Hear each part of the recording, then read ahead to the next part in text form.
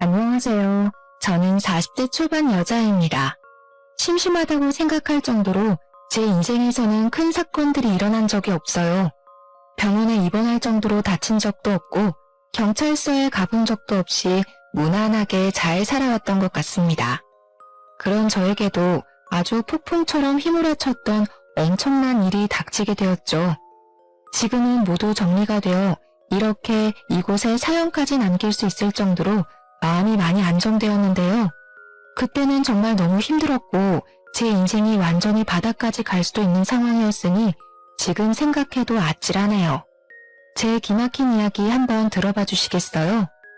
저는 작은 회사를 다니다가 30 초반에 동네 번화가에 화장품 가게를 열게 되었어요. 정말 감사하게도 가게가 잘 되어서 지금까지도 같은 자리에서 계속 가게를 하고 있답니다.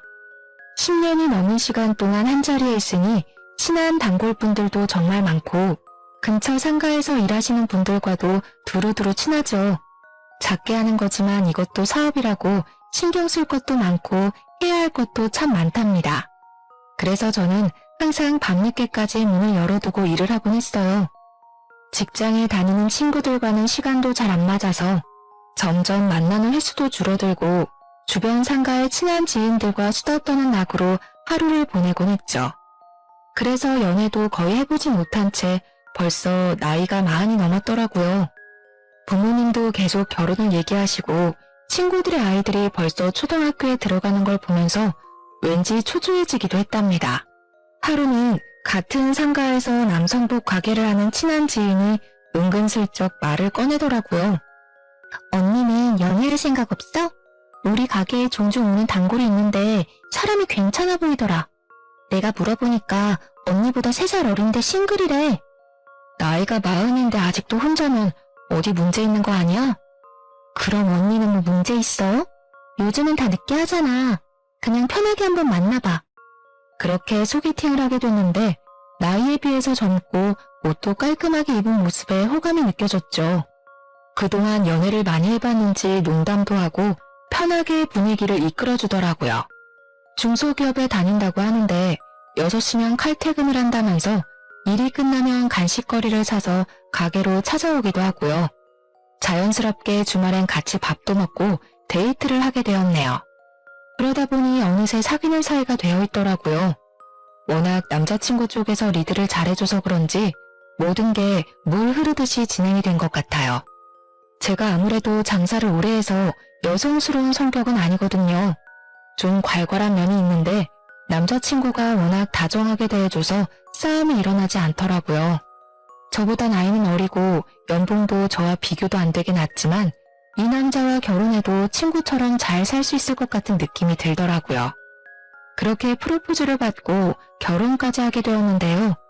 그런데 남편에게는 다른 가정사가 있었어요. 내가 사실은 초등학생 때 부모님이 다 돌아가셨어. 그래서 계속 친할머니랑 살았고 얼마 전에 할머니도 돌아가셨고 왕래하는 친척도 없어. 사실 아주 외롭게 자랐지. 그래서 말인데 결혼식에 내 하객은 별로 없을 것 같아. 그 점이 좀 걱정이네. 그랬구나. 살아온 얘기 들으니 너무 마음이 찡하네. 그동안 외로웠던 만큼 내가 가족이 되어줄게. 결혼식은 그냥 간단하게 하자. 우리 가족이랑 자기 친구 몇 명만 초대해서 스몰 웨딩하면 되지. 난 괜찮아. 친정 부모님은 무슨 재혼도 아니고 결혼식을 그렇게 번갯불에 콩 볶아 먹듯이 하냐고 언짢아 하셨죠. 남편은 모아둔 돈도 없어서 제가 사는 아파트에 들어와서 살게 되었거든요. 저는 남편이 저보다 어리고 제가 금전적으로는 더 나으니까 상관없다고 생각했어요. 젊으니까 둘이 열심히 벌면 금방 일어날 수 있을 거라고 생각했고요. 부모님도 남편이 마음에 딱히 들진 않았지만 제가 나이가 좀 있다 보니 결혼하는 것만으로도 만족스러우셔서 허락을 해주신 것 같아요. 그렇게 제 명의 아파트에서 신혼살림을 시작하게 되었답니다. 첫 6개월 동안은 여느 신혼부부처럼 아주 달달하게 지냈답니다. 이래서 사람들이 결혼하는구나 싶을 정도로 남편도 다정하게 잘 대해줘서 저에게도 드디어 행복이 찾아왔나 싶었죠. 어느 날 옆집이 시끄럽길래 나가보니까 이사를 오고 있더라고요. 그리고는 몇 시간이 지나고 초인종이 울리더라고요. 문을 열어보니 젊은 여자가 4~5살 정도 돼 보이는 남자아이와 함께 서 있더라고요. 사람 좋게 웃으면서 저에게 떡 접시를 내밀었죠. 오늘 옆집에 이사 왔어요. 앞으로 잘 부탁드린다고 떡을 좀 가져왔어요. 상훈아, 인사해야지. 반가워요. 아주 귀엽게 생겼네. 몇 살이야? 4살이에요. 혹시나 아이가 시끄럽게 해도 이해 조금만 부탁드려요. 저희는 괜찮아요. 우린 저녁 늦게나 들어와서 듣지도 못할 텐데요. 남편분이랑 둘이 사시는 거예요? 부럽네요. 전 애기랑 둘만 살거든요. 제가 당황해서 대답을 고민하던 사이 갑자기 애가 우리 집으로 쏙 들어가 버리는 거예요. 애를 잡으려고 옆집 여자도 저희 집으로 들어왔습니다.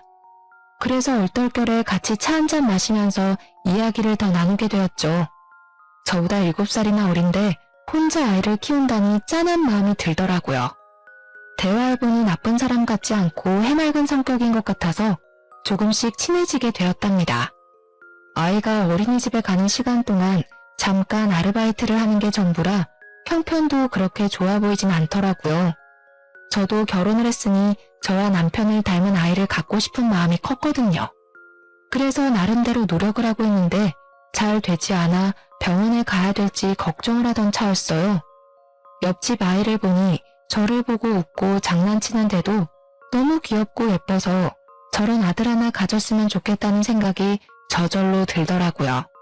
그러다 보니 아이하고도 장난치며 점점 스스럼 없이 지내게 되었죠. 제가 화장품 가게를 하다 보니 샘플이나 남는 화장품이 많거든요. 그래서 몇 번 화장품을 가져다 주니까 자기 나름대로 남을 묻혔다고 가져다 주고 과일도 갖다 주면서 서로의 집을 왕래하는 경우도 늘어나게 되었어요. 하루는 남편과 함께 출근하려고 현관문을 열었는데 마침 옆집 여자도 나오더라고요. 그런데 운동을 하러 가는 건지 착 달라붙는 레깅스와 짧은 티셔츠를 입고 있더라고요. 옆집 여자의 늘씬한 라인이 그대로 드러나는 옷이었어요. 어머, 언니, 딱 마주쳤네요. 어머, 남편분은 처음 뵙네요. 안녕하세요. 옆집 여자가 간드러지는 목소리로 남편한테 인사를 하더라고요. 남편도 옆집 여자를 빤히 보며 인사를 하는데 기분이 좀 그렇더라고요. 옆집 여자는 현관 복도에 배달된 생수 상자를 옮기려는 듯이 엉덩이를 높게 쳐들고 상자를 낑낑대며 밀기 시작하더라고요. 어찌나 자세가 민망한지 엉덩이를 한 대 쳐버리고 싶은 충동까지 일더라고요. 남편이 힐끔대길래 얼른 엘리베이터 쪽으로 등을 빨리 떠밀어 버렸답니다. 저는 사실 좀 살집이 있는 편이거든요. 나이가 있어서 그런지 날씬한 여자를 보면 좀 부럽긴 하더라고요. 그래도 그렇지 아침부터 그렇게 딱 붙는 옷을 입는 건 좀 아니지 않나요? 하루는 남편이 야근이라면서 밤늦게 온다고 하더라고요. 혼자 저녁 먹을 생각을 하고 있는데 초인종이 울렸어요.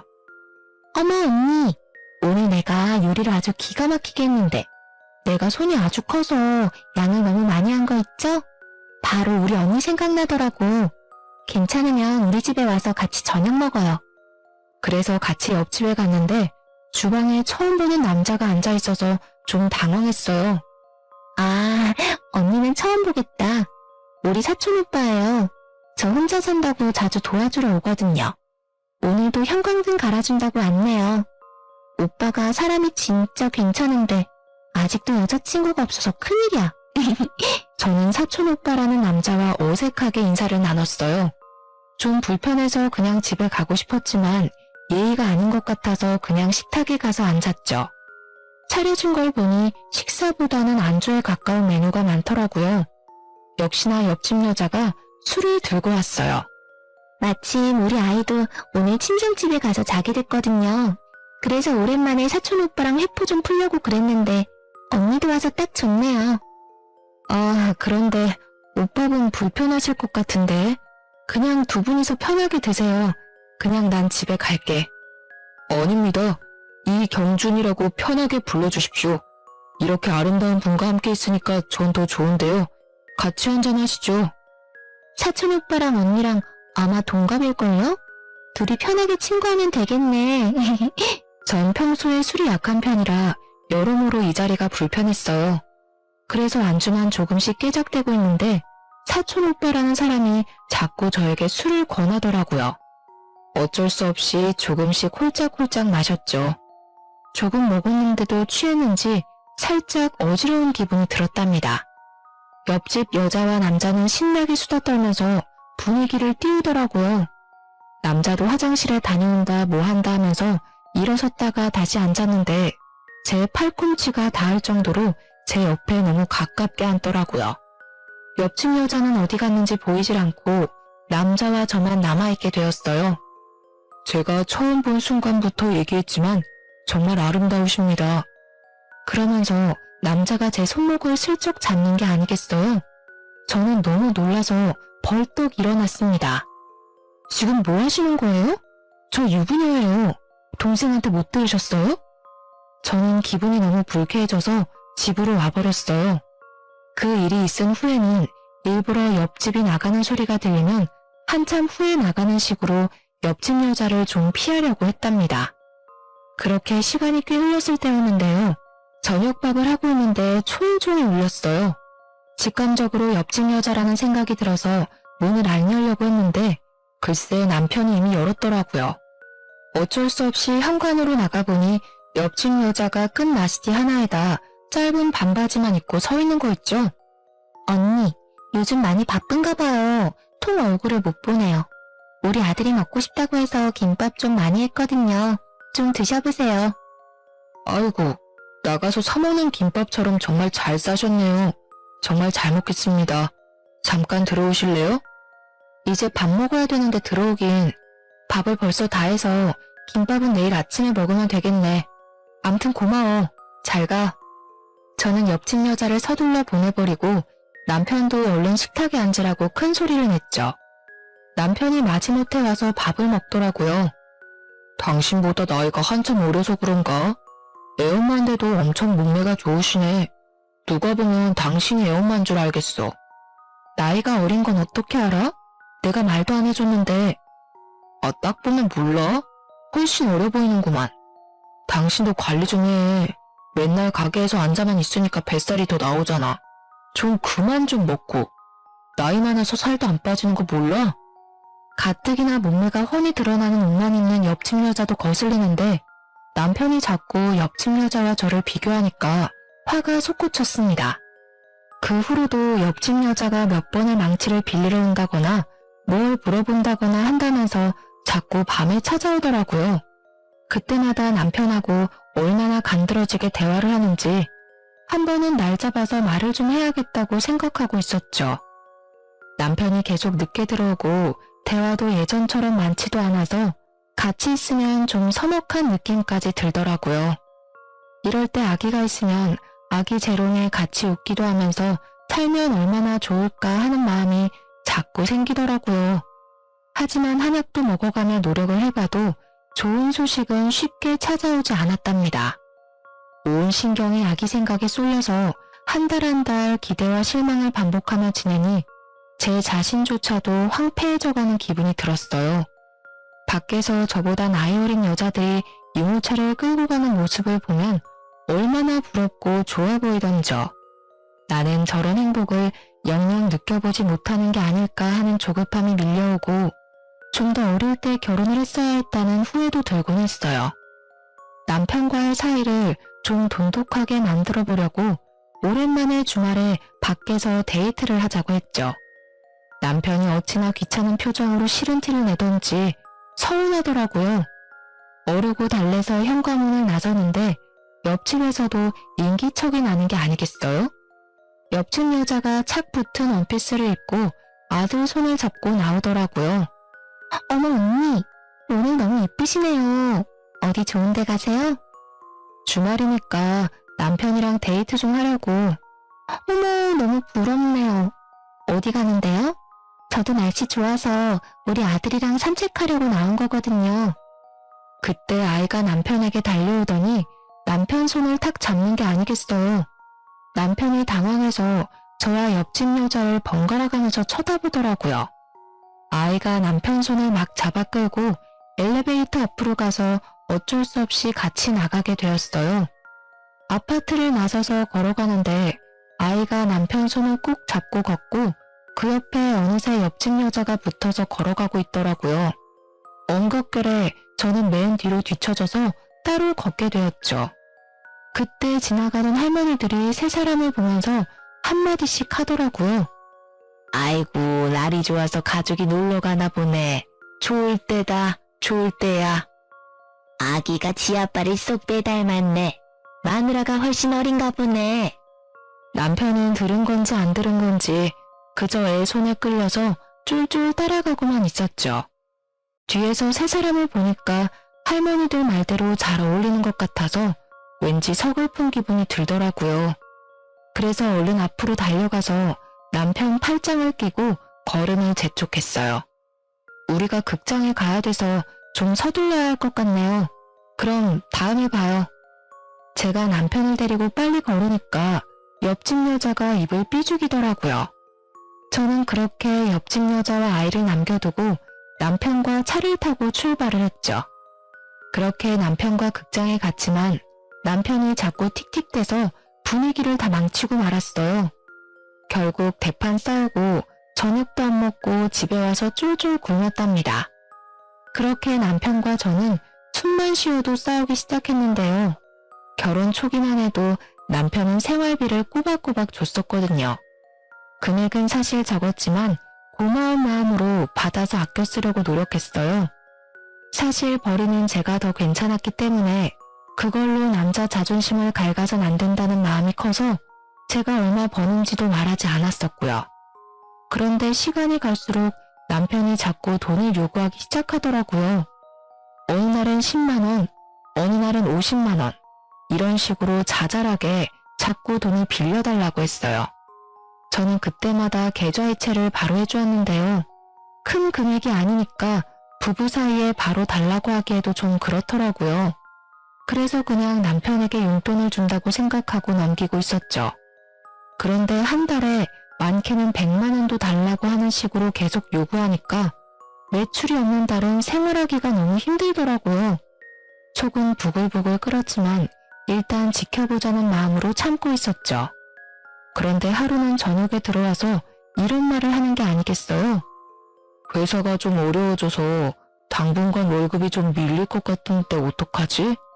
우리가 있는데 바로 관두기도 그렇고 말이야. 앞으로 생활비는 못 줄 것 같아. 언제까지 월급을 안 준대? 그러면 새로운 회사를 좀 찾아보는 게 낫지 않아? 사장님이랑 내가 쌓은 정이 있는데 어떻게 바로 팽하냐? 너는 장사를 해서 그런지 참 매정하다. 너 돈 잘 벌잖아. 월 수입이 얼만지 말 좀 해봐. 나도 많이 못 벌어. 당신 월급보다 좀 더 많은 정도야. 거짓말하지 마. 남편한테는 솔직하게 말을 해줘야지. 내가 뭐 네 돈 들고 도망이라도 간대? 왜 그렇게 숨겨? 한 달 매출이 얼만데? 매달 들쑥날쑥이라 딱 말하기가 좀 그래서 그래. 그럼 월급 다시 받을 동안 내가 알아서 생활비 내고 다 할 테니까 걱정하지 마. 그럼 됐지? 아씨, 진짜 비싸게 구네. 대충 얼마인지 말하면 될걸. 네가 이렇게 우리 사이에 벽을 만드니까 그렇게 갖고 싶다는 애도 안 생기는 거 아니야.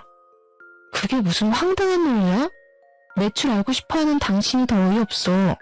나도 당신 월급 정확히 모르잖아. 생활비도 그동안 30만 원 줬으면서 뭐 얼마나 많이 줬다고. 너 참 사람 은근히 무시한다. 옆집 여자 좀 봐. 말도 얼마나 사근사근하게 하고 남자를 시켜 세워주냐. 가서 좀 배워. 뭐? 지금 말 다 했어? 그리고 당신이 옆집 여자를 얼마나 한다고 그딴 소리를 해. 제가 화를 내자 남편은 짜증을 내면서 얼른 안방으로 들어가 버리더라고요. 맞아요. 생활비 30만 원 받으면서 저녁마다 고기 반찬해서 차려주고 청소며 빨래며 살림도 다 한 게 바로 접니다. 저는 그래도 혼자 일하니까 남편은 회사에서 얼마나 사람들에게 시달릴까 싶어 제가 다 도맡아 했어요. 저보단 아이도 어리지만 그래도 남편이니까 청소기 한 번을 돌린 적이 없어도 대우해주려고 노력했네요. 그랬더니 점점 도가 지나치더라고요. 집에 오면 고개를 핸드폰에 쳐박고 저를 한번 쳐다보지도 않은 날이 늘어났답니다. 제가 대화를 해보려고 하면 귀찮아하면서 오만상을 찡그리고요. 당연히 아기를 준비하는 과정도 성의가 없었죠. 약속을 미루기 일쑤고 술 먹고 밤 늦게 들어오기도 하고요. 그런 남편의 모습을 보며 저도 점점 마음을 닫게 되더라고요. 늦게 결혼한 만큼 알콩달콩하며 행복하게 살고 싶었는데 이건 집에 청소년 남자를 키우는 기분이 들기까지 했어요. 제가 원하던 결혼의 모습과는 너무 달라서 이럴 바엔 차라리 예전처럼 혼자 자유롭게 살고 싶다는 마음이 들었죠. 그러던 어느 날 남편이 숨겨진 모습을 보게 된 날이 있었어요. 어김없이 술 냄새를 풍기며 밤 늦게 들어와서는 방으로 들어가려는 제 팔목을 거칠게 잡더라고요. 나 차 좀 바꿔줘. 사고가 나서 차가 없어. 뭔 소리야? 말을 똑바로 해. 차가 없다니. 사고는 언제 났는데 이렇게 멀쩡해? 아무튼 사고 나서 차 폐차시켜버렸으니까 당장 차 좀 한 대 뽑아줘. 당신 능력 있잖아. 응? 나밤에 뭔 허우둑개 같은 소리를 하고 있어. 오늘 아침만 해도 멀쩡했던 차를 폐차시킨 게 말이 돼? 그럼 당신도 병원에 있어야지. 폐차시켰던 증거 있어? 증거 보여줘봐. 아이씨, 무슨 증거야. 누가 꼰대 아니랄까봐 진짜. 야, 하늘 같은 남편이 차 뽑아달라면 알았다고 하면 될 것이지. 뭔 말이 그렇게 많아? 안 되면 할부로라도 사줘. 당장 타고 다녀야 될 거 아니야. 내가 내일 계약할 테니까 당신이 명의만 좀 빌려줘. 말도 안 되는 소리 그만해. 차 사기만 해봐. 당장 급하면 내 차 타고 다녀. 그럼 되잖아. 어이씨, 진짜 더럽게 말 안 통하네. 남편은 갑자기 소리를 지르면서 집안의 물건들을 다 내던지기 시작했어요. 텔레비전부터 시작해서 청소기, 그릇들까지 닥치는 대로 깨부수는데 너무 놀라고 무서웠답니다. 남편이 이렇게 폭력적인 모습이 있는지 전혀 몰랐었는데 눈까지 희번뜩해서 난장판을 치는 걸 보니 내가 생각했던 사람이 아니었던 생각이 퍼뜩 들더라고요. 저는 울면서 그만하라고 소리를 질렀어요. 남편은 씩씩대며 집안을 휘젓고 다니다가 문을 박차고 나가버리더라고요. 그렇게 남편은 3일 동안 집에 들어오지 않았어요. 저는 혼자서 남편이 부순 물건들을 다 치워야 했죠. 지금도 그때 혼자 울면서 집을 정리했던 기억을 떠올리니 당시에 비참했던 기분이 떠올라 눈물이 날 것 같네요. 저 역시 남편에게 연락도 하지 않았는데 저녁에 집에 가보니 아무 일도 없었다는 듯이 텔레비전을 보고 있더라고요. 그러고는 자연스럽게 저한테 말을 걸고 그 일이 있었던 이전처럼 행동하는 게 아니겠어요? 지금 생각해보면 그때 남편이 하는 대로 넘어갔으면 안 되었는데 바보 같던 저는 사과 한마디 못 받고 그렇게 구렁이 담 넘어가듯이 넘어가는 남편을 받아줬네요. 저도 장사를 하니까 말하는 걸로는 지지 않는 편인데 남편은 진짜 못 이기겠더라고요. 상황에 맞춰서 얼마나 말을 잘하고 잘 남기는지 어느새 남편한테 끌려가는 상황이 되곤 했답니다. 그렇게 다시 평범한 일상을 지내고 있었는데 가게로 옆집 여자의 사촌 오빠가 찾아온 게 아니겠어요. 어떤 남자 손님이 자꾸 저를 흐깃거리길래 말을 건네려고 가까이 가보니 그 남자더라고요. 제가 놀라서 쳐다보니까 남자가 씩 웃는데 기분이 좀 그렇더라고요. 그동안 잘 지내셨어요? 제가 찾아와서 놀라셨죠? 아, 네. 좀 당황스럽네요. 화장품 사러 오신 거예요? 여기가 제가 하는 가게인 거 알고 오신 거예요? 네. 이 근처에 뭐 사러 왔다가 여기서 화장품 가게 하신다고 사촌 동생이 말했던 게 기억이 나서요. 혹시나 들어와 봤는데 딱 여기 계셔서 저도 놀랐습니다. 점심 안 드셨으면 같이 드실래요? 저 혼자 먹으려던 참이거든요. 아, 먹을 시간이긴 한데 전 보통 배달시켜서 간단하게 먹어요. 그러지 마시고 나가시죠. 제가 아주 맛있는 거 사드릴게요. 오늘 날씨가 아주 좋아요. 바람도 쐬고 좋잖아요. 자자, 얼른요. 저도 좀 마음이 답답했었는데 산책하면 좋겠다 싶어 그냥 따라 나섰어요. 근처에 맛있는 식당을 안다면서 저를 이끌더라고요. 그래서 20분 정도를 천천히 걸어가며 얘기를 나눴죠. 주로 남자가 질문하고 저는 짧게 대답만 하는 식이었답니다. 저번에 일이 좀 걸리긴 했지만 옆집 여자에 대해 좀 알고 싶기도 해서 남자를 따라 나선 것도 있었고요. 은근슬쩍 옆집 여자에 대해서 물어봤는데요. 옆집 여자에 대해 얘기해 준 거라곤 혼인 신고한 적 없이 아이 아빠와 살다 헤어져서 아이를 키우며 혼자 산다는 이야기였어요. 대부분 이미 알고 있던 거라서 딱히 놀랍지도 않았고 중요한 얘기는 해주질 않아서 좀 김이 빠졌죠. 그날 저녁에 집에 들어갔는데 남편이 옆집 아이와 함께 놀고 있는 게 아니겠어요? 둘이 아이가 가져온 로봇을 가지고 신나게 장난을 치고 있었는데 남편이 그렇게 아이와 잘 놀아주는지 처음 알았네요. 당신 어떻게 된 거야? 이렇게 늦은 저녁에 왜 옆집 애가 여기 있어? 갑자기 급한 일이 생겼다고 잠깐만 맡아달라고 부탁을 하더라고.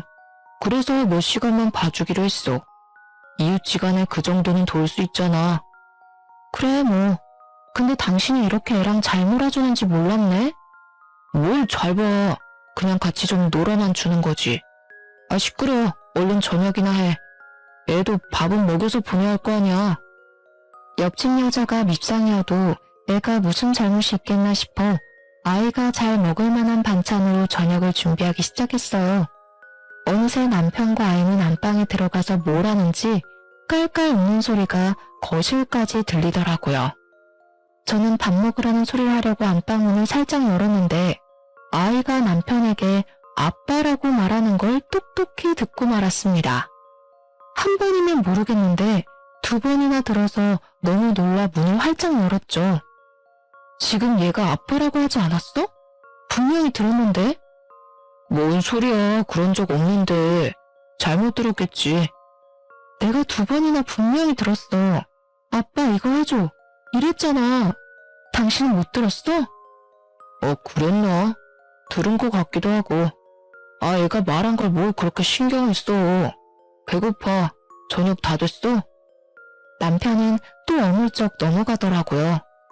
남편과 아이가 밥 먹는 모습을 보는데 기분이 굉장히 꺼림칙해서 목으로 밥이 잘 안 넘어갈 정도였답니다. 밤 10시가 되도록 옆집 여자는 오지 않았고 아이는 남편의 무릎을 베고 아주 편하게 잠이 들어 있더라고요.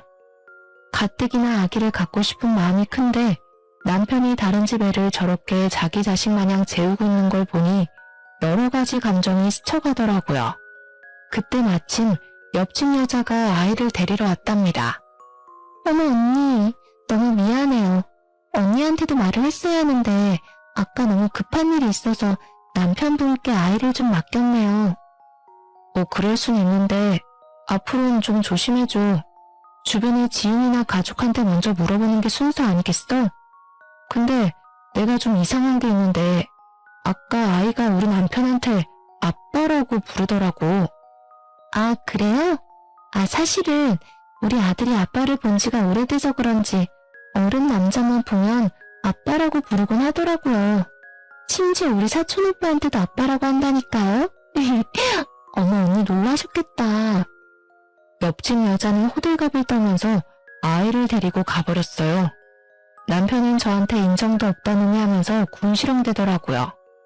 얼마 지나지 않아 남편은 회사에 일이 없다면서 아예 나가지도 않았는데요. 매일 집에서 핸드폰이나 보고 게임만 하는 날이 늘어만 갔죠. 그 와중에 보이스피싱을 당했다면서 1,000만 원을 빌려달라고 하질 않나 용돈을 달라고까지 해서 저는 혼자 살 때보다 훨씬 많은 지출을 감당해야 했어요. 돈을 안 주면 저한테 욕을 하거나 화를 내는 날도 많아져서 저는 지칠 대로 지친 상태였죠. 그렇다고 대출을 받을 순 없으니 저는 더욱 아껴서 생활해야만 했어요. 심지어 가게에서 배달시켜 먹는 밥값도 아까워서 집에서 도시락까지 싸서 다니기까지 했죠. 그런 제 사정은 아는지 모르는지 남편은 비싼 구두나 옷도 사들고 오기도 하고 우연히 핸드폰으로 온 카드 명세서를 봤는데 몇백만 원 단위인 거예요. 저는 머리끝까지 화가 나서 이성을 잃었답니다. 돈도 안 벌면서 카드값이 이게 말이 돼? 당신 미쳤어? 요즘 나도 장사 안 돼서 대출까지 받을 판이야. 대출도 다 재산이야. 받을 수 있으면 좀 받아와. 이왕이면 이 집 담보로 좀 넉넉하게 받는 게 어때? 뭐? 무슨 말도 안 되는 소리야. 당신 돈이 어디서 나서 이렇게 카드를 팍팍 긁어? 요즘 또 뭐고? 난 티쪼가리 하나도 못 쌓이는데 이거 엄청 비싼 거 아니야? 잔소리 좀 그만해. 맨날 바가지를 긁어대니까 난 네 얼굴만 봐도 지긋지긋해. 이래서 남자가 길을 펴겠어? 그렇게 남편은 또 집을 나가버렸고 이제는 대놓고 외박을 하더라고요. 저도 남편에게 조금의 미련도 남아있지 않아서 들어오던 말던 신경도 쓰지 않았죠. 그러던 어느 날 남편이 제 얼굴에 사진 몇 장을 휙 던지는 게 아니겠어요. 어이가 없어서 사진들을 살펴봤는데 사진 속에는 저와 옆집 여자의 사촌 오빠가 나란히 걷고 있는 모습이 담겨 있었어요. 저는 황당한 얼굴로 남편을 바라봤죠. 너 바람났냐? 어떤 놈이야? 어떤 놈이길래 대낮부터 이딴 데를 드나들어? 도대체 무슨 소리야? 그냥 걷는 사진인데 무슨 말도 안 되는 소린데. 그리고 이 남자, 옆집 여자 사촌 오빠야. 야, 사진 똑바로 봐. 뒤에 찍혀있는 장소를 보라고. 이렇게 증거가 있는데 발뺌이야? 너 당장 이혼이야. 참나 어이가 없어서 간판 코딱지만하게 보이는 걸 갖고 우기는 거야?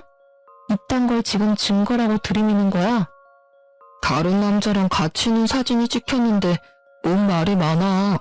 네가 바람핀 거고 네가 유책 배우자야. 네가 날 배신했고 난 절대 안 봐줄 거니까 변호사나 준비해. 이거 말고도 다른 증거 차고 넘쳐. 이 남자 옆집 여자 사촌 오빠라니까. 내가 옆집 여자 불러올게. 물어보면 되잖아. 저는 옆집 여자에게 연락해서 집으로 좀 와달라고 했죠. 바로 초인종이 울리고 옆집 여자가 실실 웃으면서 집 안으로 들어오더라고요. 옆집 여자가 바닥에 떨어진 사진 한 장을 집어들고 한참 바라봤어요. 어머 언니, 이 사진은 뭐예요? 우리 사촌 오빠랑 바람난 거예요? 이거 웬일이야? 거봐, 이분도 나랑 같은 말을 하시네. 감히 나 몰래 다른 놈을 만나? 내가 무조건 소송 걸 거야. 어쩐지 우리 사촌 오빠가 요즘 만나는 여자가 있다고 하더니 그게 언니였는지는 상상도 못했네요. 아, 그러셔? 그럼 어디 다른 증거도 좀 보여줘봐. 이까짓 거로 소송한다니 머리가 떨어져도 한참 떨어지는 거 아니야? 그럼 이건 어때? 이 정도는 돼야지. 저는 남편 핸드폰으로 동영상 하나를 전송했어요. 동영상을 보기 시작한 남편의 얼굴이 사색이 되어 가더군요. 동영상 안에는 남편과 옆집 여자 그리고 사촌 오빠가 커피숍에서 대화를 나누는 장면이 찍혀져 있었거든요. 아, 진짜 돈 뜯어내기 더럽게 어렵다니까. 이번에 1,000만 원도 간신히 뜯었어. 이 뚱땡이랑 언제까지 살아야 되냐? 역겨워 죽겠어. 빨리 끝내고 싶다 진짜. 조금만 참아 자기. 증거 조금만 더 만들면 바로 작업 들어가자. 나도 우리 자기 그 여자 옆에 두는 거 살떨리기 싫어. 남편과 옆집 여자는 하얗게 질린 얼굴로 서로를 멍하게 바라보고 있더라고요.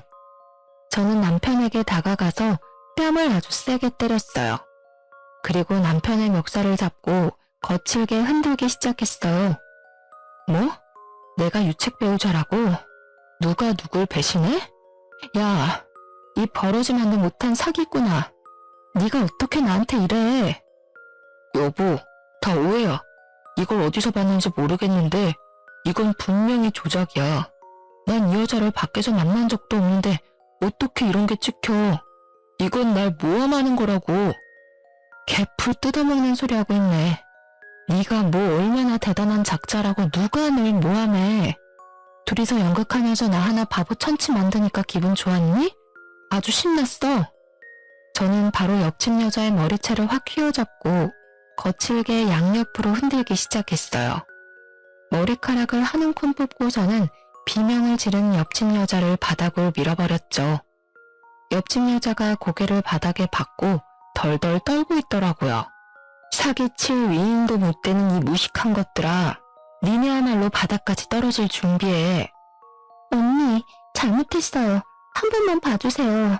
너무 살기가 어려워서 그랬어요. 우리 어린 아들을 봐서라도 한 번만 봐주세요. 네? 웃기고 있네. 네 그 애틋한 아들 오늘부로 못 볼 테니까 가거나 해도 남의 눈에서 눈물 나게 하면 네 눈에선 피눈물 나는 법이라는 걸 확실히 알게 해줄게. 저는 옆집 여자에 대해서 여러모로 이상하다는 걸 느끼고 있었는데 사촌 오빠라는 남자와 밥을 한번 먹은 뒤로 그 남자가 뭘 숨기고 있다는 인상을 강하게 받았답니다. 마침 같은 건물에 흥신소가 있었는데 오며 가며 인사를 했던 기억이 있어서 한번 속는 셈 치고 찾아가 보게 되었어요. 사촌 오빠라는 남자에 대한 정보를 좀 찾아달라고 했더니 이틀도 안 돼서 알려주었는데요. 결과가 아주 놀랍더라고요. 그 남자는 옆집 여자와 친척 사이는 당연히 아니었고 사귈 전과도 있는 사람이었어요. 저는 바로 남자에게 연락해서 한번 만나자고 했는데 아주 반기면서 바로 약속을 잡더라고요. 커피숍에서 마주한 남자는 아주 사람 좋은 웃음을 지으며 저를 은근한 눈빛으로 바라보는 게 아니겠어요. 그쪽이 누군지 다 알고 왔으니까 솔직하게 다 털어놓는 게 좋을 거예요. 그럼 그쪽은 형은 면하게 해줄 테니까. 지금이 마지막 기회예요. 또 감옥 가고 싶진 않잖아요? 제 말을 들은 남자의 표정이 순식간에 변했어요. 정색을 하고 말을 하는데 완전히 다른 사람 같았답니다. 그 두 사람이 다 짠 거고 저는 아는 게 없어요. 그냥 그쪽이랑 바람만 펴주면 3천만 원 준다고 해서 하게 된 거예요. 우리가 지금까지 뭘 한 것도 없고 난 잘못한 거 없잖아요. 난 빼줘요. 그니까 지금 싹 털어놓고 나한테 협조하라고요. 그리고 두 사람이랑 만났을 때 얘기하는 거 동영상 찍어서 나한테 넘겨요. 남자는 다시 감옥에 가는 게 싫었는지 바로 남편을 배신하고 모든 진실을 털어놓더라고요. 사실 남편과 사촌 오빠라는 그 남자는 20대 때부터 알고 지낸 친구 사이라고 해요. 둘 다 사기죄로 구치소에 갔을 때 만나서 지금까지 서로 사기치는 걸 도와주는 관계였던 거죠. 남편은 반반한 외모 믿고 외로운 여자들한테 접근해서 사귀는 척하면서 돈을 빌리고 사업한다고 투자도 받는 식으로 사기를 치고 다녔다고 해요. 그러다가 소송 이혼을 해서 승소하면 여자의 재산의 절반까지 받을 수 있다는 걸 알게 돼서 작정하고 사기 결혼까지 하기로 한 거죠. 돈을 잘 벌고 재산도 좀 있는 여자들을 찾아다니다가 우연히 옆 가게에서 장사하는 지인에게 제 이야기를 듣게 된 거고요. 그렇게 제가 남편의 첫 사기 결혼 상대가 된 것이었어요. 더 기막힌 건 옆집 여자는 남편과 오래 사귀고 사실혼 관계였다는 거죠. 그 아이도 당연히 남편의 아이였고요. 남편은 저와 결혼하고 혼인신고까지 하는 것을 성공한 뒤에 옆집으로 그 여자와 아이를 불러들이고 제가 사촌 오빠랑 바람이 나도록 만들려고 한 거였죠. 믿을 수 없는 현실 앞에서 앞으로 닥칠 일이 너무나 무서워 몸서리가 쳐졌답니다. 경찰서 한번 가보지 않고 살았던 제 인생에 이런 믿을 수 없는 사건이 벌어지다니 부모님 볼 면목도 없고 미치겠더라고요. 그동안 오래 장사하면서 좋은 사람인지 나쁜 사람인지 딱 알아볼 수 있다고 말하고 다니곤 했던 제 자신이 얼마나 창피했는지 몰라요. 남편에게 배신당한 것도 당한 거지만 도대체 어떻게 해결을 해야 하는지 깜깜하더라고요. 모든 진실을 알고 난 뒤에 혼자 가슴을 쳐가며 몇 날 며칠을 목 놓아 울었답니다. 무릎 꿇고 잘못했다면서 저를 회유하려는 남편을 차가운 눈빛으로 째려보았어요. 그동안 이 뱀 같은 남자의 새치하에 얼마나 농락을 당했는지요. 그래도 남편이라고 영양제까지 매일 갖다 바치면서 내조하려고 했던 제 자신이 불쌍하고 또 불쌍했어요. 여보, 잘못했어. 내가 머리가 어떻게 됐나 봐. 한 번만 용서해주면 이제 당신만 바라보면서 살게. 우리 이쁜 아기도 낳아서 오손도손 잘 살아봐야지. 아기 같은 소리 하네. 네 친구가 그러더라. 너 정관수술했다며. 난 그것도 모르고 하루하루를 테스트기에 가며 가슴 졸이고 살았는데 그런 나를 보면서 얼마나 웃겼겠어? 뭐? 오빠, 이 여자 말이 진짜야? 언제 수술했어? 우리 둘째 갖자는 말은 다 거짓이었어? 나 둘째 갖고 싶다고 했잖아. 아, 시끄러워. 지금 상황 파악 안 돼? 지금 그딴 말을 왜 하는데? 아주 너네는 천생연분이다. 둘이 감옥 가서 천년만년 잘 살아봐. 지금 도망치려고 해도 소용없어. 이미 밖에 경찰차 다 와 있거든. 때마침 제 신고를 받고 온 경찰이 집 안으로 들어왔어요. 경찰을 본 두 사람이 아연실색하는 꼴이 얼마나 가짠턴죠. 여보, 한 번만 봐줘. 무슨 집안일로 경찰까지 부르고 그래. 여보, 제발. 남편과 옆집 여자는 경찰들한테 질질 끌려서 차에 태워졌답니다. 끝까지 안 가려고 바닥을 기면서 버티는데 아주 못 봐주겠더라고요. 그 후로 두 사람은 사기죄로 나란히 감옥에 들어가게 되었어요. 사촌 오빠라는 남자도 당연히 경찰 조사 끝에 혐의 인정되어 구치소에 수감되었고요. 저는 감옥에 있는 남편과 이혼 소송을 진행했고 적지만 위자료도 챙길 수 있었죠. 옆집 여자 상대로 상간녀 소송도 바로 진행해서 옆집에 새들면서 냈던 보증금을 위자료로 모두 받아낼 수 있었답니다. 그게 그 여자의 전 재산이었거든요. 저는 그 이후로 충격이 너무 커서 가게를 좀 쉬었다가 최근에서야 다시 일을 시작했답니다.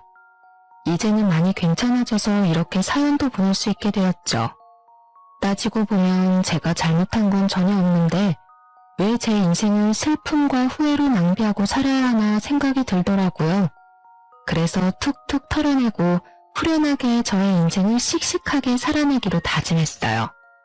딱히 나쁜 일을 저지르지 않고 평범하게 살았었는데 사기꾼과 결혼을 했었다니 얼마나 기막힌 노릇인지 몰라요. 그 뒤로는 사람을 만날 때 더욱 조심하게 되더라고요. 제 기막힌 사연 들어보시니 어떠셨나요? 여러분도 사람을 만날 때 어떤 사람인지 잘 따져보시고 만남을 이어가시면 좋을 것 같아요. 제 이야기 들어주셔서 감사합니다. 모두 행복하세요.